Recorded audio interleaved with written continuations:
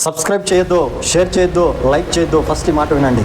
ప్రియులారా, అనేకులైన అబద్ధ ప్రవక్తలు లోకంలోనికి బయలు వెళ్ళి ఉన్నారు కనుక ప్రతి ఆత్మను నమ్మక ఆ ఆత్మలు దేవుని సంబంధమైనవో కావో పరీక్షించుడని వాక్యం స్పష్టంగా తెలియజేస్తుంది.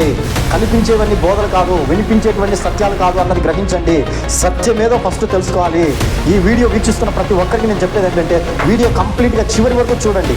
చూసి ఇది వాక్యానుసారమైన బోధ కాదా అన్నది ఖచ్చితంగా మీరు వాక్యపు వెలుగులో సత్యాన్ని గ్రహించిన తర్వాతే సబ్స్క్రైబ్ చేయండి. సత్యాన్ని గ్రహించిన తర్వాతే షేర్ చేయండి. సత్యాన్ని గ్రహించిన తర్వాతే లైక్ చేయండి, కామెంట్ చేయండి. అంతేగాని ముందుగానే మీరు సబ్స్క్రైబ్ చేయడం తప్పు. ఏ ఛానల్ సబ్స్క్రైబ్ చేయొద్దు. ఫస్ట్ ఇది కరెక్ట్ ఛానలా కాదని మీరు ఎన్నుకోవాలి.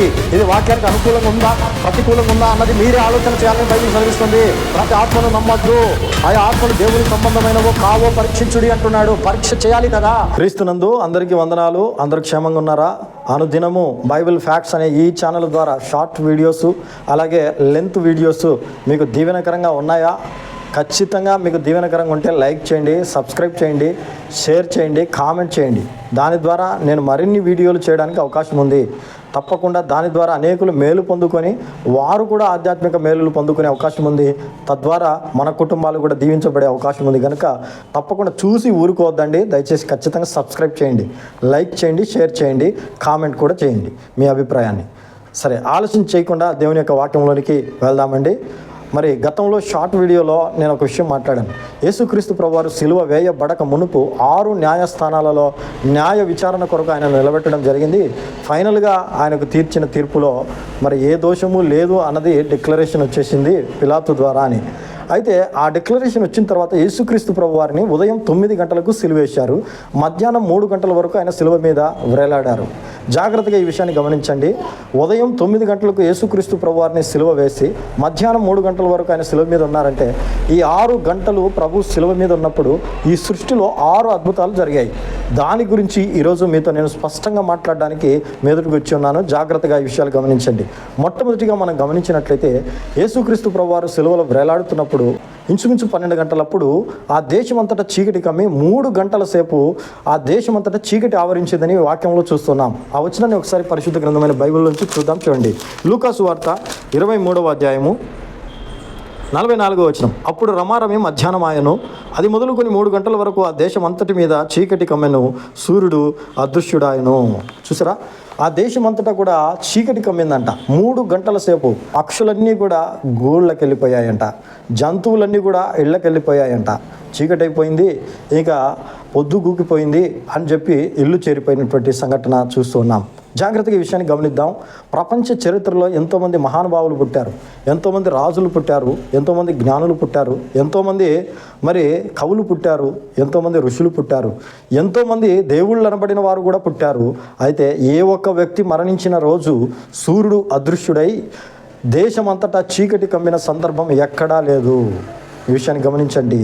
అంటే ఇక్కడ సూర్యుడు ఎందుకు అదృశ్యుడయ్యాడు క్రీస్తు ప్రభు శిలువ మీద వ్రేలాడుతున్నప్పుడు అంటే, యేసుక్రీస్తు ప్రభు వారు సృష్టికర్త, సూర్యుని చేసినటువంటి దేవుడు కనుక సూర్యుడు ఏమనుకున్నాడు, నన్ను సృష్టించిన సృష్టికర్తే ఇంత వేదనకు గురవుతే నేను ఎలాగుండిపోవాలని చెప్పి సూర్యుడు కూడా అదృశ్యుడైపోయాడు.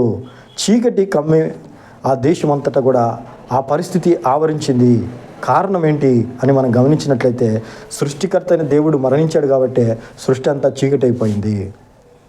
ఈరోజు ఎవరు చనిపోయినా సరే బంధువులు ఏడుస్తారు, స్నేహితులు ఏడుస్తారు, వారికి అయినవారు ఇలాంటి వారికి తెలిసిన వారు ఏడుస్తారు, బాధపడతారు. కానీ క్రీస్తు ప్రభు శిలువ మీద వేదన పడుతున్నప్పుడు లేదా ఆయన మరణించినప్పుడు సృష్టి విలయతాండం చేసినట్లుగా వాక్య గ్రంథంలో మనం చూస్తూ ఉన్నామంటే ఆయన సృష్టికర్త అని మొదటిగా మనం గుర్తించాలి. ఇది మొదటి విషయం. రెండోదిగా మనం గమనించినట్లయితే, మొదటిగా సూర్యుడు అదృశ్యుడయ్యాడు. రెండో విషయాన్ని కూడా వాక్య గ్రంథంలో చూస్తే మత్తయి సువార్త 28వ అధ్యాయము 50వ వచనం నుండి చూద్దాం. యేసు మరలా బిగ్గరగా కేక వేసి ప్రాణం విడిచెను. అప్పుడు దేవాలయపు తెర పైనుండి క్రింది వరకు 2గా చినిగెను. రెండవ అద్భుతం ఏంటంటే, దేవాలయపు తెర చినిగింది. ఏ దేవాలయపు తెర? యెరూషలేము యొక్క దేవాలయపు తెర. జాగ్రత్తగా గమనించండి. ప్రధాన యాజకుడు మాత్రమే సంవత్సరానికి ఒక్కసారి ప్రవేశించాలా, అది అతి పరిశుద్ధంగా ఉండి దేవుడు తన యొక్క ప్రణాళిక చొప్పున నిర్మించినటువంటి మందిరము యెరూషలేము మందిరం. దానికి 3 ప్రత్యేక స్థానాలు ఉన్నాయి. 1 ఆవరణం, 2 పరిశుద్ధ స్థలం, 3 అతి పరిశుద్ధ స్థలం. ఈ అతి పరిశుద్ధ స్థలములో ప్రధాన యాజకుడు మాత్రమే సంవత్సరానికి ఒక్కసారి ప్రవేశించాలా. అంత పరమ పవిత్రమైనది ఆ స్థలం. అందులో ఏదైనా సరే అపవిత్రమైనది కానీ ఏదైనా దోషం చేసి ఆ వ్యక్తి అందులో ప్రవేశించినా చచ్చిపోయేటువంటి సందర్భాలు ఎన్నో బైబిల్ గ్రంథంలో మనం చూస్తూ ఉన్నాం. అటువంటి దేవాలయపు తెర 2గా చినిగిందంట, పైనుండి చినిగిందంట. జాగ్రత్తగా గమనించండి. ఈ అద్భుతం ఏంటి, ఇందులో ఉన్న రహస్యం ఏంటి అని మనం గమనించినట్లయితే, ఇప్పుడు మధ్యవర్తులు ఎవరు అవసరం లేదు. ప్రభువును కలుసుకోవడానికి నేరుగా మనం డైరెక్ట్గా ఆయనను కలుసుకునే అవకాశాన్ని దేవుడు కల్పించాడు. దేవాలయపు తెర అంటే ఇంటికి ఉండే కటన లాంటిది కాదండి, ఏదో చిన్న బెడ్షీట్ రగ్గు లాంటిది కాదండి. చాలా పొడవైనది. దాదాపు అది 60 అడుగుల పొడవు ఉంది, 30 అడుగుల వెడల్పు ఉంది అని అంటున్నారు చరిత్రకారులు. మనం చూస్తే దాదాపు 4 అంగుళాల మందం ఉంది అని కూడా చరిత్ర చెబుతుంది. అంత బలమైనటువంటి దేవాలయపు తెర ఎలా చినిగింది? ఆయన ప్రాణం పెట్టగానే, అతి పరిశుద్ధుడు మరణించగానే అతి పరిశుద్ధ స్థలం ఓపెన్ అయిపోయింది. ఈ విషయాన్ని గమనించండి. అతి పరిశుద్ధుడు సిలువలో ప్రాణం పెట్టగానే అతి పరిశుద్ధ స్థలం ఓపెన్ అయిపోయింది. ఈరోజు మధ్యవర్తులు ఎవ్వరూ లేకుండా మనమే డైరెక్ట్గా యేసు ప్రభు వారికి ప్రార్థన చేయొచ్చు. మనమే డైరెక్ట్గా ప్రభువారితో ముఖాముఖిగా సంభాషించవచ్చు. ఆనాడు ప్రవక్తలను, పాత నిబంధనలు మనం చూస్తే ఏదైనా దేవుడు ప్రవక్తలకు చెప్పేవాడు.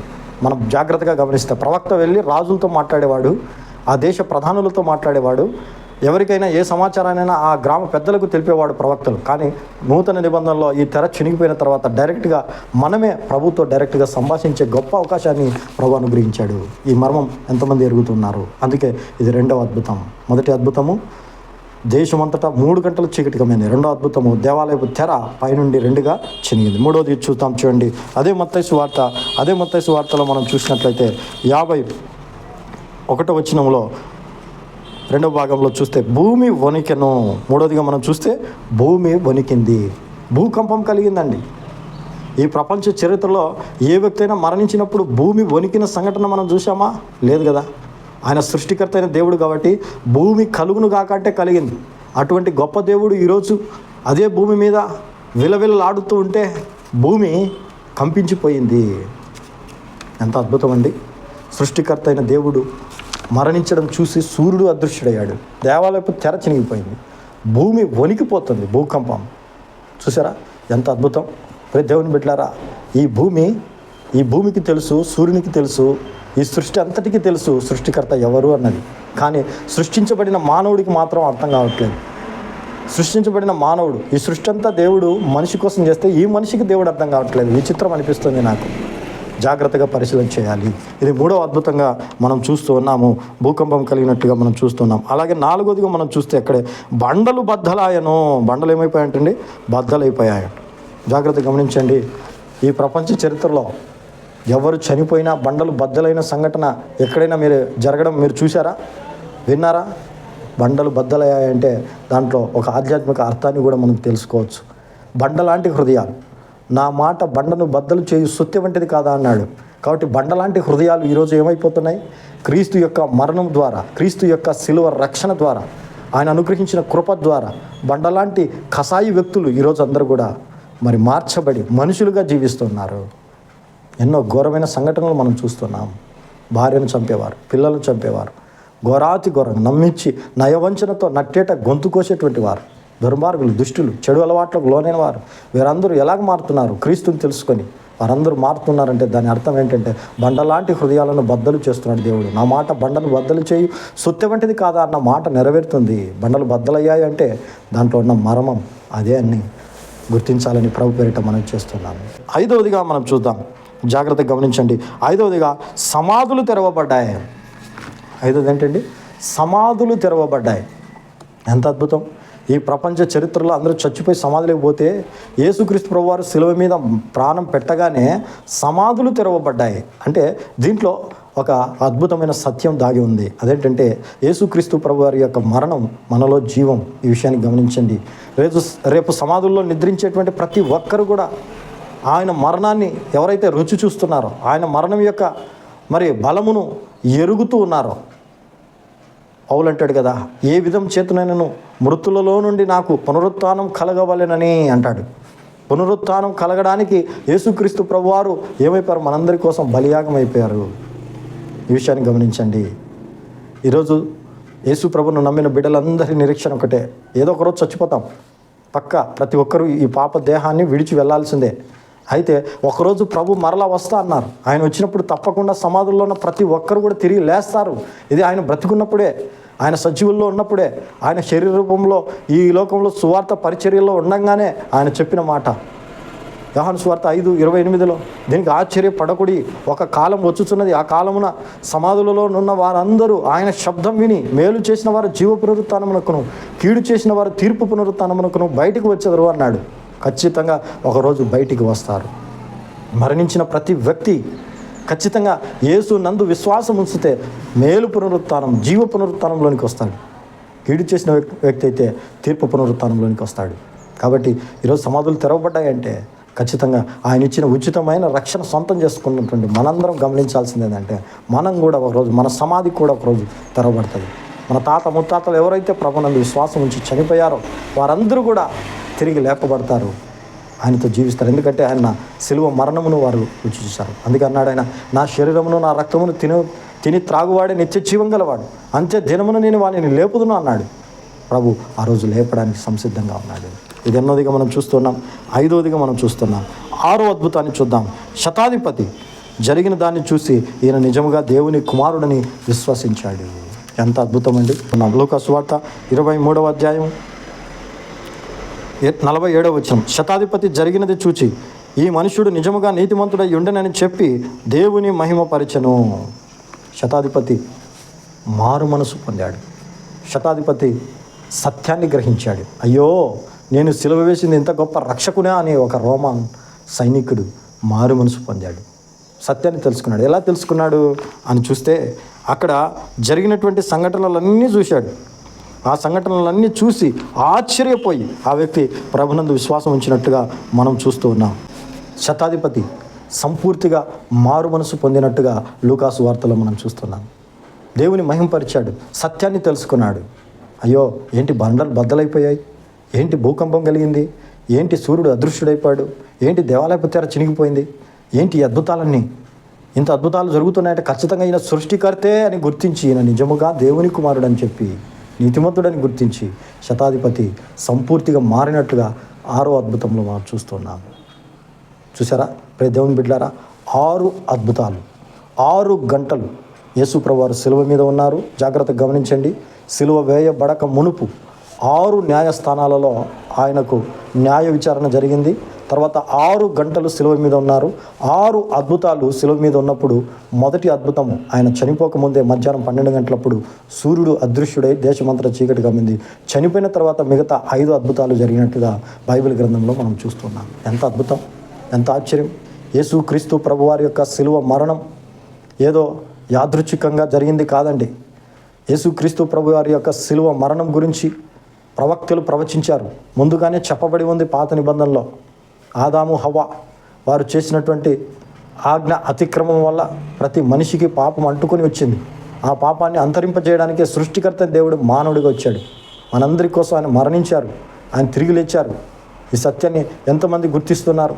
యేసుక్రీస్తు ప్రభువారు ఈరోజు చాలామంది అంటున్నారు మరణించిన వాడు దేవుడవుతాడా అని ఒకరు, ఇంకొకడు అంటాడు 3 మేకులు పెరుక్కోలేని వాడు దేవుడవుతాడా అని. 3 మేకుల మధ్యలో వేలాడడానికి ఆయన వచ్చారు. అందరూ జీవించడానికి ఈ లోకంలో పుడితే యేసుక్రీస్తు ప్రభువారు మరణించడానికి ఈ లోకానికి దిగి వచ్చారు. ఈ సత్యాన్ని గుర్తించక చాలామంది రకరకాల ప్రశ్నలు, లోతుగా కొంచెం ఆలోచన చేయాలి కదా. ఎవరేం చెప్తే అది వినడం కాదు, సత్యాన్ని గ్రహించండి. కాబట్టి ఈ 6 అద్భుతాలు మనం చూస్తూ ఉన్నాం. ప్రతి దేవుని బిడ్డలారా, జాగ్రత్తగా ఈ 6 విషయాలపైన మీకు సంపూర్ణమైన అవగాహన వచ్చిందని నేను అనుకుంటున్నాను. కాబట్టి ఈరోజు ఈ దేవుని మాటలు విన్నటువంటి ప్రతి ఒక్కరు కూడా గమనించండి. గుడ్ ఫ్రైడే అంటే ప్రతి దేవుని బిడ్డలారా, గుడ్ ఫ్రైడే ప్రపంచంలో ఎన్నో ఫ్రైడేలు ఉన్నాయి. దాదాపు సంవత్సరానికి 52 ఫ్రైడేలు వస్తాయి. అందులో ఒక్కరోజు మాత్రమే గుడ్ ఫ్రైడేగా ఎందుకు పరిగణించబడుతుంది అంటే, ఆ రోజు సర్వమానవాళి పాప పరిహారం నిమిత్తం సృష్టికర్త అయిన దేవుడు ఈ లోకానికి వచ్చి కొన్ని కోట్ల మందికి బదులుగా ఒక్కడు బలైపోయాడు కాబట్టి గుడ్ ఫ్రైడే అంటున్నాం. ఒకడు చనిపోవడంలో అర్థం ఉందా, లేదంటే 100 కోట్ల మంది 1000 కోట్ల మంది చచ్చిపోవడంలో అర్థం ఉందా అంటే, ఒకడు చనిపోవడంలోనే అర్థం ఉంది కాబట్టి దీన్ని గుడ్ ఫ్రైడే అన్నారు. 100,000 కోట్ల మంది ప్రజలకు బదులుగా ఒకడు బలైపోయాడు కాబట్టి ఇది గుడ్ ఫ్రైడే. మనందరి కోసం రక్షణను తీసుకొచ్చినటువంటి మహాదినం. దీన్ని ఎవరు కోల్పోవద్దు. గుడ్ ఫ్రైడే రోజు అందరూ మందిరానికి వెళ్ళండి, లోతైనటువంటి దేవుని యొక్క మాటలు ధ్యానించండి. దైవజనుడు చెప్పే మాటలు, యేసుక్రీస్తు ప్రభువారు సిలువలో పలికిన 7 మాటల్లోని పరమార్థాన్ని గుర్తించండి. ఇది నా కొరకే అని గుర్తించండి. నాకు రావాల్సినటువంటి శిక్షను సంపూర్తిగా మీరు తీసుకొని సంపూర్తి చేసి నాకు ఇచ్చిన ఈ రక్షణ బట్టి నీకు స్తోత్రమని కృతజ్ఞతలు చెల్లించండి. గుడ్ ఫ్రైడే రోజు దేవుడు ఈ వాక్యం ద్వారా మీతో మాట్లాడాడని నమ్ముచూ ఉన్నాను. మరిన్ని విషయాలు మరొక ఎపిసోడ్లో కలుసుకుందాం. అంతవరకు ప్రభుకృప మీ అందరికీ తోడై ఉండును గాక. దయచేసి మీరు ఈ మాటలు దీవెనకరంగా ఉంటే సబ్స్క్రైబ్ చేయండి, లైక్ చేయండి, షేర్ చేయండి.